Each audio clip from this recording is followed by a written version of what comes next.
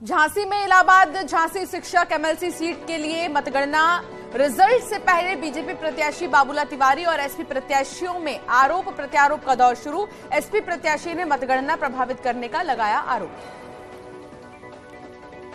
दिल्ली में एसपी सांसद एसटी हसन का दावा, कहा एमएलसी की 500 सीटों जीतेगी समाजवादी पार्टी। प्रबुद्ध जनों का चुनाव है, लोग महंगाई से परेशान हैं, ऐसे में सभी ने सपा पर जताया है भरोसा। बरेली मुरादाबाद एमएलसी सीट के लिए मतगणना जारी। चुनाव मैदान में है 10 उम्मीदवार। बीजेपी और एसपी उम्मीदवार के बीच है कांटे की टक्कर।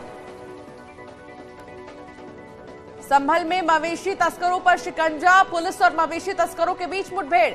2 पशु तस्करों को लगी गोली। आरोपियों के कब्जे से अवैध तमंचा, बोलेरो और भैंस जब्त।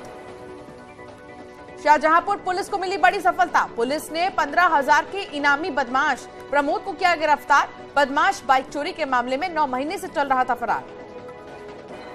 नोएडा ग्रेटर नोएडा के चीफ इंजीनियर रहे यादव सिंह की पत्नी कुसुमलता को जेल। ईडी कोर्ट ने कुसुमलता को भेजा जेल। मनी लॉन्ड्रिंग और आय से अधिक संपत्ति केस में हुई थी गिरफ्तारी। इटावा में पुलिस ने वाहन चोर गिरोह का किया खुलासा। 11 अपराधियों को किया गिरफ्तार। आरोपियों के कब्जे से लूटी गई कई गाड़ियां बरामद। कौशाम्बी के केपीएस कॉलेज के हॉस्टल में चोरी का मामला। पुलिस ने 12 घंटे के अंदर चोरी की वारदात को दिया अंजाम और साथ ही वारदात का किया खुलासा। हॉस्टल के 3 छात्रों ने ही चोरी को दिया था अंजाम। आजमगढ़ में पुलिस मुठभेड़ में शातिर बदमाश मिथिलेश हुआ घायल। बदमाश को अस्पताल में किया गया भर्ती। रायमीर थाना क्षेत्र का मामला। प्रयागराज में अवैध निर्माण पर पीडीए का एक्शन जारी। फाफामऊ में 13 बीघे पर की जा रही अवैध प्लॉटिंग को प्रयागराज विकास प्राधिकरण ने बुलडोजर से किया ध्वस्त। मथुरा में गोविंद नगर पुलिस के हाथ लगी बड़ी सफलता। मोबाइल चोर गिरोह के 4 सदस्यों को किया गिरफ्तार। सीएम योगी का गोरखपुर दौरा। गोरखनाथ मंदिर में लगाया जनता दरबार। अफसरों को दिए जल्द समाधान के आदेश। लखनऊ में एसपी की पूर्व प्रदेश सचिव पूनम मौर्य ने समाजवादी पार्टी कार्यालय के बाहर लगाया बोर्ड। अपने नाम के आगे शूद्र लिखकर लगाई होर्डिंग। कांग्रेस नेता प्रमोद तिवारी का बड़ा बयान, कहा कांग्रेस अडानी मामले पर ज्वाइंट पार्लियामेंट्री कमेटी गठन की मांग करती है। देश की किन संस्थाओं को कितना पैसा अडानी ग्रुप ने लगाया है, सरकार इसकी जानकारी दे। अयोध्या में स्वामी प्रसाद मौर्य के रामचरितमानस पर दिए बयान पर नहीं थम रहा विवाद। जगत गुरु परमहंस आचार्य ने दी धमकी, कहा सुधर जाएं स्वामी प्रसाद मौर्य, नहीं तो अपने हाथों से करेंगे वध। प्रयागराज में भी स्वामी प्रसाद मौर्य के बयान पर उबाल। माघ मेले में राष्ट्रीय परशुराम सेना के महामंडलेश्वर स्वामी रामानुजाचार्य योगेश्वराचार्य ने स्वामी प्रसाद मौर्य को बताया धर्मद्रोही, देशद्रोही, समाजद्रोही।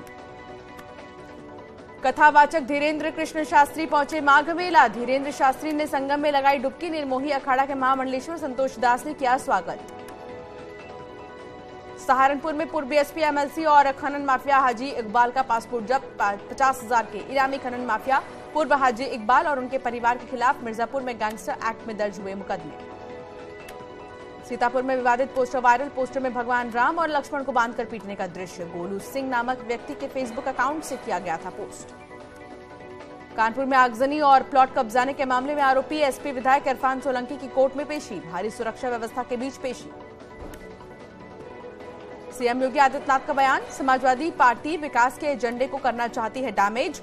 सीएम के बयान पर एसपी प्रवक्ता सुनील साजन ने किया पलटवार। कहा कई कुरीतियों को हमने खत्म किया है।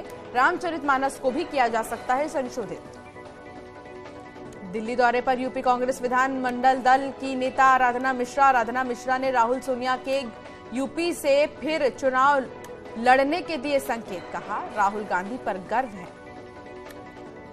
लखनऊ में पत्रकार सिद्दीकी कप्पन जेल से रिहा। हाथरस कांड के दौरान कप्पन पर हवाला से धन प्राप्त करने के आरोप में हुई थी गिरफ्तारी। नोएडा में रबर फैक्ट्री में फटा सिलेंडर। हादसे में 3 लोग हुए घायल। सभी घायलों को अस्पताल में किया गया भर्ती। इटावा के सिविल लाइन इलाके में रुई की दुकान में अज्ञात बदमाशों ने की आगजनी। आग से लाखों का नुकसान। आगजनी की घटना सीसीटीवी कैमरे में कैद। कानपुर में शिक्षक ने 13 साल की नाबालिग से किया रेप। मासूम को अस्पताल में किया गया भर्ती। बच्चे की हालत नाजुक। पीलीभीत के न्योरा पुलिस ने चोरों के गिरोह का किया खुलासा। गिरोह के 3 सदस्यों को किया गिरफ्तार। गिरोह के सदस्य प्राथमिक स्कूल को बनाते थे निशाना। नोएडा के सेक्टर 119 मदरलैंड हॉस्पिटल में बड़ी लापरवाही। 4 महीने के बच्चे को लगाया एक्सपायर इंजेक्शन। मामले में डॉक्टर समेत 4 नर्स पर एफआईआर। आगरा में बड़े हादसे के बाद भी सबक नहीं। रात के अंधेरे में चिन्हित मकानों को तोड़ने का काम शुरू। आगरा के थाना अजनेरा क्षेत्र के चिकसाना बॉर्डर पर एक ट्रक ने बाइक सवार 3 युवकों को रौंद दिया। इस एक्सीडेंट में 2 युवकों की मौके पर मौत हो गई, जबकि एक युवक घायल हुआ। फतेहपुर में तेज रफ्तार प्राइवेट बस ने बाइक सवार 3 किसानों को मारी टक्कर।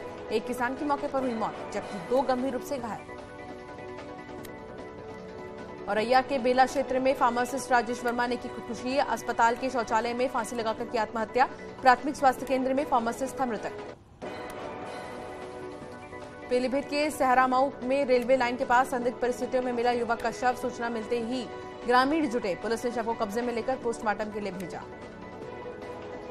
गाजियाबाद में व्यापार में घाटा होने के चलते युवक ने आत्महत्या करने का वीडियो सोशल मीडिया पर डाला। पुलिस को सूचना मिलते ही पुलिस मौके पर पहुंची और तत्परता दिखाते हुए बचाई युवक की जान। केंद्रीय बजट को लेकर सीएम धामी ने की प्रेस कॉन्फ्रेंस। कहा, मजबूत भारत की नींव रखने वाला बजट है। बजट में गांव किसान का रखा गया खास ख्याल। सीएम धामी ने कहा, भारत ग्लोबल लीडर के रूप में उभरा है। भारत की अर्थव्यवस्था 5वें स्थान पर पहुंची है। 2014 से अब तक प्रति व्यक्ति आय दोगुनी हुई है। सीएम धामी ने कहा, पीएम आवास योजना के लिए बढ़ाया गया बजट। 16 लाख नए आवास बनाए जा रहे हैं। इंफ्रास्ट्रक्चर के लिए 10 लाख करोड़ मंजूर। सीएम ने कहा, नालों को मशीनों से साफ किया जाएगा। एकलव्य विद्यालयों में शिक्षकों की होगी भर्ती। सरकारी नौकरी देने के लिए सरकार सक्रिय। देहरादून में मिशन इन ड्रग फ्री देवभूमि अभियान पर वर्कशॉप। सीएम पुष्कर सिंह धामी हुए शामिल। जिला जेल सिद्धोवाला में नशा मुक्ति पर हुई कार्यशाला।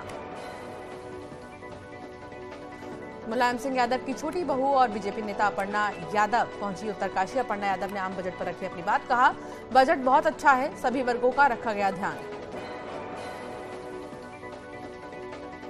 पूर्व पीएम इंदिरा गांधी और राजीव गांधी पर कैबिनेट मंत्री गणेश जोशी के बयान की पूर्व मुख्यमंत्री हरीश रावत ने की निंदा। कहा, गणेश जोशी ने अपने बयान से उत्तराखंड को कलंकित किया। हल्द्वानी जेल में बंद पूर्व आईएफएस किशन चंद की तबीयत बिगड़ी। शुगर लेवल बढ़ने के बाद अस्पताल में किए गए भर्ती। कॉर्बेट में अवैध तरीके से पेड़ कटवाने का आरोपी है पूर्व आईएफएस।